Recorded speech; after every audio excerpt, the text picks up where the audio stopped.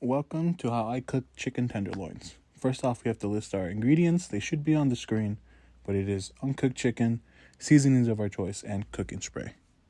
Also, do not forget the utensils.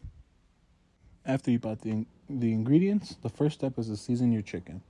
Now, there isn't any measurements for seasoning. Use as much as you like for that specific flavor.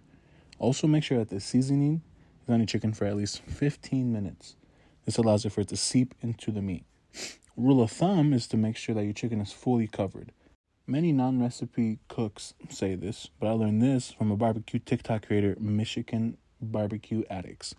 He should be on the screen right about now. Okay, now while we wait for a seasoning to set, just make sure for 15 minutes. But we're going to turn on our pan to a medium heat and get our cooking spray. I'm going to be using canola oil. Make sure it's at a medium heat the whole time. Use your judgment if you think it needs to be lower than that. After seasoning our chicken and turning the pan on to medium, we're ready to continue to phase 2, cooking the chicken. After 15 minutes and the pan is up to a medium heat, we're going to get our chicken. Go ahead and just place it on the pan. Now, this is when you notice that the back of the chicken has no seasoning. After we place them all in the pan, what's going to happen is that we're going to season them again. Now, they aren't going to be on there for 15 minutes, which is okay, because it's going to be on there long enough for the flavor to be in the chicken. After placing the chicken on the pan and seasoning it, as so, we're also going to season the chicken that has no seasoning on the outside, over here. Doing this, make sure that seasoning is there for 15 minutes.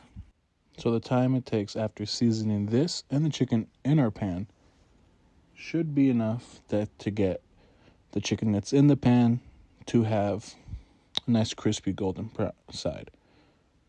If you want specific time though, I say at least 30 seconds or until the side is fully cooked, as in it's kind of grilled. We'll grab our tongs and make sure it is by flipping. I know 30 seconds doesn't seem like a lot of time, but what happens is that we're going to be flipping it a lot and we don't want to overcook one side. So while that's grilling, we're going to move on to our special ingredient. What makes this Carlos's chicken? Water. I know. It's just the tiniest bit of water. Not enough to coat the bottom, but not enough to create any depth. For example, I'm just going to pour it in right here and see how it goes. As you can see, it goes in, starts bubbling, and creates steam. Now, we cover it up, but I'm having it out right now. I'll cover it up in a sec. As to why we use water, putting water in the pan creates steam that allows your chicken to cook without overcooking the outside. So, I use water because after burning a lot of chicken in my preteen years trying to help my mom at dinner time, my mom showed me that this is how she makes her chicken juicy. And ever since then, I've been using it. And this is, people say it's the best chicken they've ever had. Okay, not everyone, but some people. Now, before we move on to the next step, I do want to say that I do this twice on each side of the chicken. But now it's time for phase 3, checking to see if our chicken is done the unprofessional way. First, with your tongs, push on the chicken to see if it's tender. If it seems hard, it might need some more time with the steam. As you can see, I'm pushing it here, and it feels pretty good. Second, though, you want to make sure that each side is cooked to a color you're liking. I like golden brown, so that's what we're going to go with. As you can see, nice and golden brown. Third, though, is that we're going to cut into the biggest one and see if it's cooked all the way through. The logic to that is that if it's cooked all the way through in the biggest one, then the smaller ones should also be cooked all the way through. I'm doing this one-handed, but as you can see, it's not pink, it's nice and white. Hey y'all, so before we finish with this video, I really want to get through the point that the way I'm checking to make sure the chicken is cooked, that's my way, but the professional way and the safe way you should do it is to make sure you have a meat thermometer. You can get this at Walmart, that's where I got it, but you can get it anywhere that sells cooking supplies.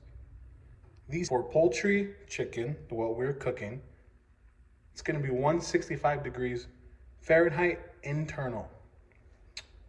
So if you have one of these You want to be safe about it instead of just cutting it open like me. You know, you get a thermometer, stick it in. Once it says 165, then it's, you know, it's fully cooked. So, but that's what I just wanted to make sure you guys got that point. All right, back to the video. Thank you, Editor Carlos. That is an important note. Make sure your chicken is always fully cooked, as there are health risks. But that's the end.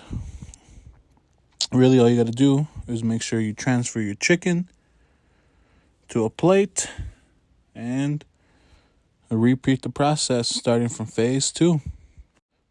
I hope you guys enjoyed and hope you guys learned something new about using steam for your chicken, as I believe that does make some of the best chicken. That was Cooking with Carlos. See ya.